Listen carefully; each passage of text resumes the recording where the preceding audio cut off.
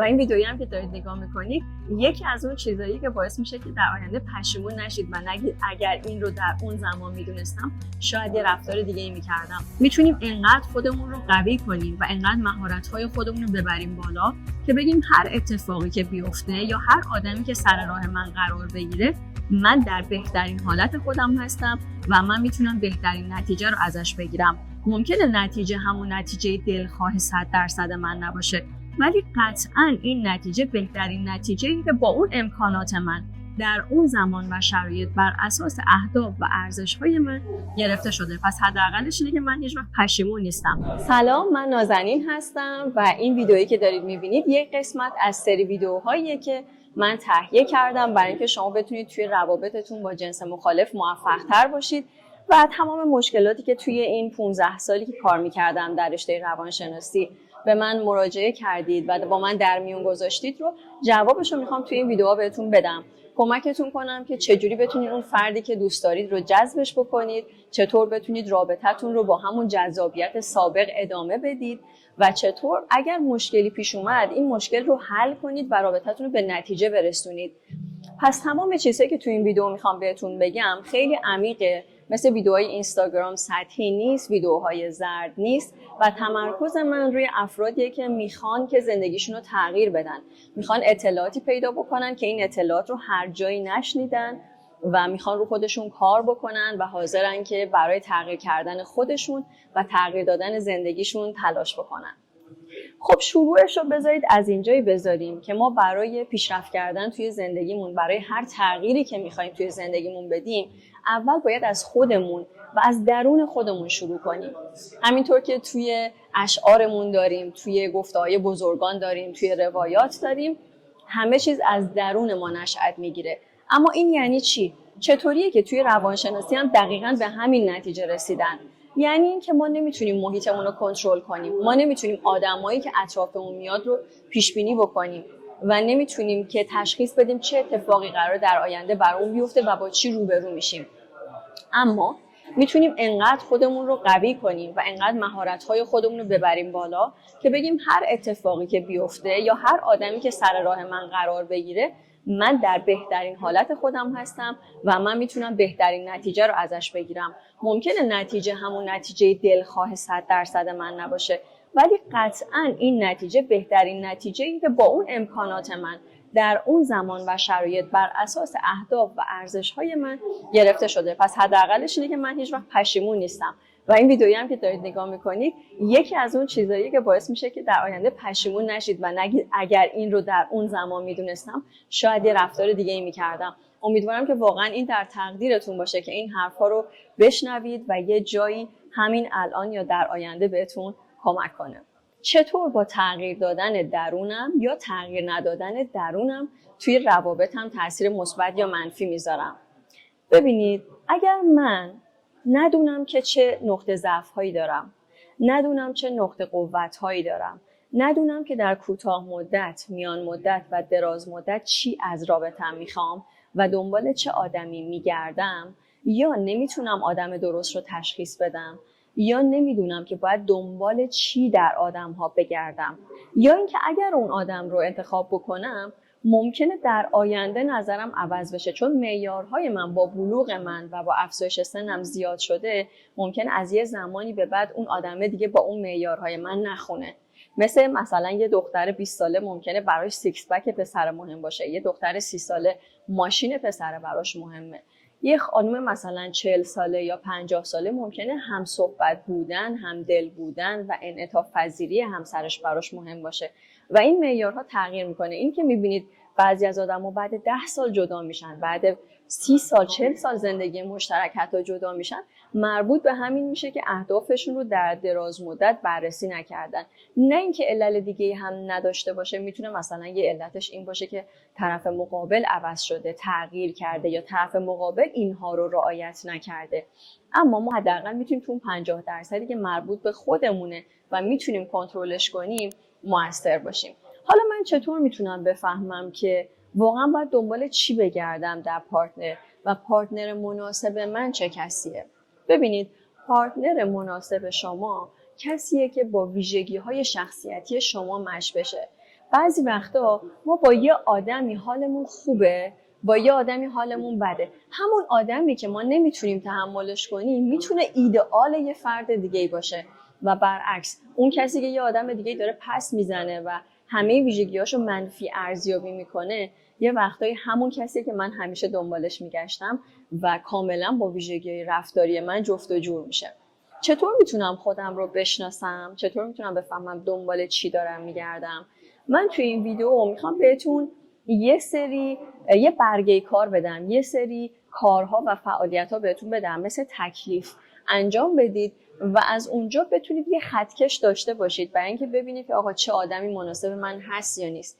من این تکلیف رو، این کار رو در جلسات پیش از ازدواج تقریبا میتونم بگم انجام میدم برای همه، مخصوصا کسایی که در مرحله خواستگاری هستن یا کسایی که در این مرحله هستن که با یه آدمی آشنا شدن و تصمیمشون داره میره سمت جدی‌تر شدن، یا اصلا میخوان در آینده یه خطکش یا یک معیاری داشته باشن که ببینن این آدم مناسبی هست که من وقتمو براش بذارم، که من جوونیمو براش بذارم یا منابع مالیمو براش بذارم یا نه. این تکلیف چجوریه؟ یه دونه مقوای بزرگ یا یه کاغذ بزرگ پیدا کنید و اینو چند تا ستون براش بکشید. میتونید توی چند صفحه مختلف کاغذ هم این کارو بکنید، ولی توصیه من اینه که هر جور که راحت ترین این کارو انجام بدین، جوری که همه اینا بتونه در یه لحظه جلو چشتون باشه. ستون اولی که برای خودتون مشخص کردید چی می‌نویسین؟ ویژگی‌های مثبت مورد نظر من در پارتنرم. این ویژگی‌های مثبت رو چجوری باید بنویسید؟ من نازنین دوست دارم که طرف مقابلم که حالا میخوام انتخابش کنم و شاید اصلا نیومده الان تو زندگی من، چه ویژگی‌های مثبتی داشته باشه؟ خب نازنین اینو باید شامل چی باشه؟ ویژگی‌های فیزیکیش باشه. از ممکنه برای آقایون مثلا سایز سینه خانم‌ها مهم باشه یا دور کمرشون، یا نمیدونم اینکه چشاش درشته یا ریزه، قدش چقدر، رنگ پوستش چجوریه، موهاش بافتش چجوریه، صافه یا مجعده یا فرفریه. تمام اینها بدون اینکه بهش ارزش دهی بکنید، یعنی بدون اینکه بگین آقا این خوبه یا این بده، این مثلا زشته، این بی ارزشه که بنویسم یا این خیلی با ارزشه. تمام چیزی که به ذهنتون میرسه رو توی اون ستون اول بنویسید و سعی کنید یه جوری بنویسید که اگر کس دیگه هم بیاد این نوشته شما رو بخونه و هیچ شناختی از شما نداشته باشه، همون برداشتی رو از این نوشته بکنه که شما میکنید. مثلا یعنی چی؟ یعنی جامع و مانع بنویسید، یعنی تمام اون چیزی که میخواید بگید رو بگه اون توضیح شما و مانع از این بشه که برداشت دیگه از نوشته شما بشه. مثلا من می‌نویسم که دوست دارم پارتنرم قد بلند باشه. خب قد بلند برای من یه عدده، برای شما یه عدده، برای یه آدم دیگه یه عدد دیگه است. پس من میتونم بنویسم که قدش بالای مثلا اینقدر سانتی متر باشه، یا میتونم بگم قدش بین این تا این باشه. این باعث میشه که دیگه اختلاف نظری به وجود نیاد. براتون بعداً میگم که چرا اینقدر مهمه که اینا رو دقیق بنویسیم. پس من یه حالت بارش فکری دارم، یعنی بدون ارزش دهی میشینم و تمام چیزهایی که میخوام رو مینویسم. از فیزیکش، ویژگی‌های فیزیکیش هست تا ویژگی‌های اخلاقیش، روحی روانی، شخصیتش، خانواده‌اش، تحصیلاتش، شغلش، میزان درآمدش، اعتقاداتش و هر چیزی که به ذهن شما میرسه باید این تو نوشته شده باشه. چیزی که فکر می‌کنین خیلی مثلا معمولیه و نرماله و دیگه نوشتن نداره، هیچ چیزی رو از قلم نندازید. برای هر کدوم از این ستون‌ها اگه چند روز یا یه هفته هم وقت بذارید، اصلا زمان زیادی نذاشتید و اینو یادتون باشه که هرچی این ستون‌ها رو طولانی تر بنویسید برای شما بهتره. به خاطر چی؟ به خاطر اینکه بعداً معیار دقیق تری بهتون میده و بهتر میتونید که امتیازدهی کنید به اون طرف مقابل، ببینید که این چند درصد معیارهای شما رو داره. پس اینا رو می‌نویسیم. مثلا من نمیگم با ایمان باشه، چون با ایمان بودن یه ویژگی نسبیه. باید دقیقاً مشخص کنم دیندار باشه، چه دینی داشته باشه، عمل کنه به اون تکلیفاتش یا فقط اعتقاد داشته باشه و تمام اینها رو برای خودم لیست میکنم. یه ستون دوم باید بنویسم. ستون دوم عنوانش ویژگی‌های منفی که من نمیخوام پارتنر مورد نظرم داشته باشه. یعنی چی؟ ببینید یه چیزایی ممکنه برای شما سوسو باشه، یعنی براتون مهم نباشه. مثلا ممکنه برای یه کسی رنگ پوست مهم نباشه، هم اگه پوستش سفید رنگ باشه دوست داره، هم اگه پوستش سبز باشه دوست داره، هم سیاه پوست باشه مشکلی نداره. هیچ کدومش برتری به اون یکی نداره. پس من اصلا رنگ پوست رو تو هیچ کدوم از این دو تا ستونم نمی‌نویسم. ولی اگه مثلا من نسبت به کسی پوست سفید رنگ داره حسی ندارم، خوشم نمیاد یا حتی یکم بدم میاد، اینو تو اون ستون ویژگی‌هایی که نمیخوام پارتنرم داشته باشه مینویسم. حالا این میتونه شامل اعتیاد باشه، شامل خانم‌بازی باشه، شامل اهل خیانت بودن یا تنوع طلبی باشه و تمام همینطور با همون عناوینی که بهتون گفتم. خب ویژگی فیزیکی، اعتقادی، شخصیتی و به همین ترتیب ریز، جامع و مانع تو ستون دوم هم مینویسیم. حالا چیکار میکنیم؟ ما ستون زیاد داریم خب، ولی الان میخوام بهتون بگم که توی این دو ستون باید چیکار بکنیم تا بعد برسیم به ستونهای بعدی. خیلی هم زیاد نیست، نگران این نباشید که وای معلوم نیست من باید چقدر بشینم چیا بنویسم.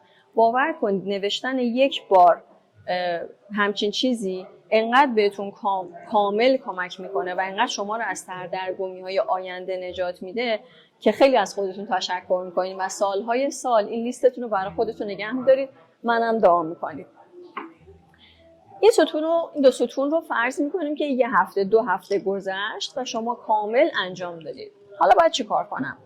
من شروع میکنم از 1 تا 10 یا بین مثلا 0 تا 100 امتیاز دادن به این ویژگی ها. مثلا من توی ستون ویژگی های مثبتم نوشتم قدش بلند باشه، مثلا قدش فلان قد باشه، مثلا 180 یا نمیدونم، حالا برای خانم آقا فرق میکنه. مثلا یه خانم باشه قدش بالای 170 باشه و مثلا رنگ موهاش مثلا مشکی باشه. خب حالا میخوام ببینم که دوتا شروع میکنم اینا رو مقایسه کردن. چند درصد برای من مهمه که موهاش مشکی باشه؟ 30%. چقدر برام مهمه که قدش بالای مثلا 170 باشه؟ 80%. یا بین مثلا 0 تا 10 شروع میکنم امتیاز دادن. 2 از 10 برام مهمه، 8 از 10 برای من مهمه، 1 از 10 برای من مهمه. هر جا که دیدین سختتونه با یه ویژگی دیگه که بهش امتیاز دادید مقایسه کنید به صورت نسبی، بعد میتونید راحت تر امتیاز دهی کنید. همه این ویژگی ها رو شروع میکنن درصدش رو بهش دادن. حالا میرم میگردم اونایی که مثلا نوشتم 10 از 10 یا اگر 10 از 10 ندارم 9 از 10 که ممکنه چند تا ویژگی رو من 10 از 10 داده باشم. خب میرم از بین اونا شروع میکنم به اولویت بندی کردن. خب 3 تا ویژگی رو که من مثلا 10 از 10 یعنی بیشترین امتیاز رو بهش دادم پیدا میکنم و مینویسم اولویت 1، اولویت 2، اولویت 3. یعنی بین تمام این ویژگی‌هایی که نوشتم این قضیه از همه مهمتره. ممکنه هر سه اینا 10 از 10 گرفته باشن ولی این از اون دوتای دیگه هم برای من مهمتره. اولویت دومم اینه و اولویت سومم اینه و برای اینکه راحت باشین همین سه تا رو با هم دیگه مقایسه کنید میتونید امتیاز بدید. اینجا میرسیم به جاهای سختش میدونم، ولی آخرش اینو بنویسید دیگه یه قسمت زیادی از راهو رفتیم.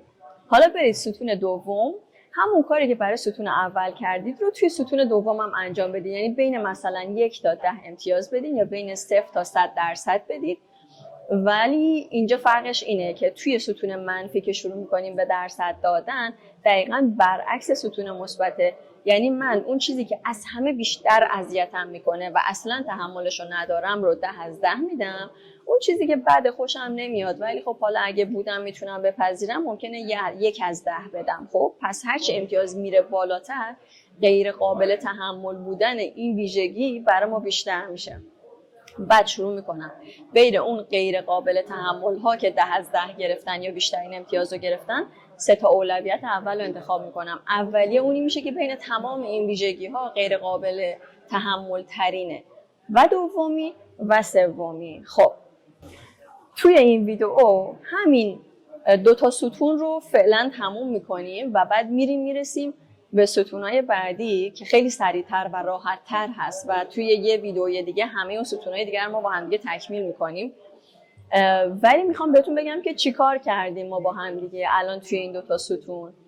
ما توی این 2 تا ستون الان بدون اینکه به کس خاصی فکر بکنیم که امیدوارم فکر نکرده باشید به کس خاصی، بر اساس ارزش‌ها، سلایق و علایق خودمون اومدیم ویژگی هایی که دوست داریم و دوست نداریم رو لیست کردیم که همیشه 3 ماه دیگه، 6 ماه دیگه، 1 سال دیگه، 3 سال دیگه بهش رجوع بکنیم یادمون میاد که چیا برام مهم بوده. ممکنه یه چیزایی به مرور زمان عوض بشه. ممکنه یه چیزایی رو خودمون عوض کنیم چون ببینیم که آقا من داشتم اون موقع به فلانی فکر می‌کردم، بر اساس اون داشتم اینا رو مینوشتم، چون دوستش داشتم همش ویژگی‌های مثبت و منفی رو بر اساس اون داشتم مینوشتم. پس خیلی برامون مهمه که به یه فرد خاصی فکر نکرده باشید. اگرم کردید خط بزنید روش، از اول شروع کنید به نوشتن. و حالا این اولویت بندی‌های من به چه درد می‌خورد؟ می‌خوام بهتون یه قانون بدم. آقا اگه من با یه آدمی آشنا شدم که ویژگی‌های منفی که من نوشته بودم و یکی از اون 3 تا اولویت‌ها رو داشت و بعد تمام اون ویژگی‌های مثبت ستون مثبت من رو هم داشت، اون 3 تا ویژگی منفی کلا رابطه شما رو وتو میکنه. یعنی چی؟ یعنی اگه یکی از اون 3 تا اولویت توی طرف مقابلتون وجود داشت یا وجود داره و سلام نامه تمام، این رابطه‌ایه که اصلا به نتیجه نمیرسه، یا اگر واردش بشید به طلاق و یا یه رابطه بسیار شکنجه آور تبدیل میشه. و یعنی یه جوری که بهتون بگم میگین که کاش اصلا واردش نمیشدم، کاش اصلا این رابطه رو شروع نمیکردم. اما اون 3 تا اولویت ستون اول رو برای چی نوشتیم؟ اگر یه آدمی ویژگی‌های ستون منفی شما رو داشته باشه اما نه 3 تا اولویت بدترینا رو، خب اما ویژگی‌های منفی داشته باشه و مثلا فرض می‌کنم که ویژگی‌های مثبت ستون شما رو خیلی کم داشته باشه، اما از این 3 تا اولویت شما یکی یا همش رو داشته باشه، این یه جوری مثل تراز عمل میکنه. تو کنکور یادتونه مثلا وقتی که یه درسی خیلی تاثیرش زیاد بود در رتبه کنکور، شما میگفتیم مثلا این ترازش 3 هست یا مثلا ترازش بیشتره، اینم ترازه. یعنی چی؟ یعنی اگر یه دونه از ویژگی‌ها یا 2 تا از ویژگی‌های مثبت رو داشت، شما خیلی خوشبینانه باش برین جلو. چرا؟ چون آینده ازدواج و رابطه شما اینجوری میشه که ممکنه همه چیز این آدم رو دوست نداشته باشید، ولی یه ویژگی‌های مثبتی در این آدم وجود داره که باعث استحکام رابطه و ازدواج شما میشه و شما رو پشیمون نمی‌کنه، به شما انرژی میده برای اینکه تلاش کنید اون ویژگی‌های منفی رو تو این آدمه برطرف بکنید، تلاش کنید برای رابطتون بجنگین و در نهایت هم از اینکه تلاش کردید و جنگیدین برای رابطتون خوشحال و راضی باشید. یعنی اگر این آدم رو الان ردش بکنید، در آینده ممکنه که همچین آدمی پیدا نکنید و بگید که آقا کاش اون زمان این آدمه رو ردش نمی کردم، این گزینه خوبی بود دیگه مثلش نیومد. اما تو ستونهای بعدی کلی بهتون بگم که توی ویدئوی بعدی قراره در موردش چیا صحبت کنیم. تو ستونهای بعدی میریم همون بخشی که دارم بهتون میگم که به خودشناسی میرسید که اصلا آقا من خودم برای این پارتنری که با این ویژگی‌ها میخوام مچ مناسبی هستم؟ آیا من این ویژگی‌ها رو درست انتخاب کردم یا بر اساس ضعف‌هام، بر اساس کمبودهام، بر اساس ترس‌هام، بر اساس آرزوها و زیاده طلبیام دارم این ویژگی‌ها رو می‌نویسم و خودم باید چه کار کنم که پارتنر مناسبی برای اون طرف بشم. امیدوارم که این ویدیو یه کوچولویی بهت کمک کرده باشه که به یه بسم الله رابطه بدونی که اصلا باید چی کار بکنم و در ویدئوی بعدی با من همراه باشی برای اینکه بتونیم این پکیج رو کامل کنیم، یه جنبندی ذهنی داشته باشیم که توی ویدئوهای بعدی بهتون بگم خب حالا آدمه که انتخاب شد، آدمه که اومد تو زندگیت که عشق آسان نمود اول ولی افتاد مشکل ها، چی کار بکنیم که این رابطه عاشقانه و پرشور شروع بشه و عاشقانه و پرشورم ادامه پیدا بکنه. روزتون بخیر، میبینمتون.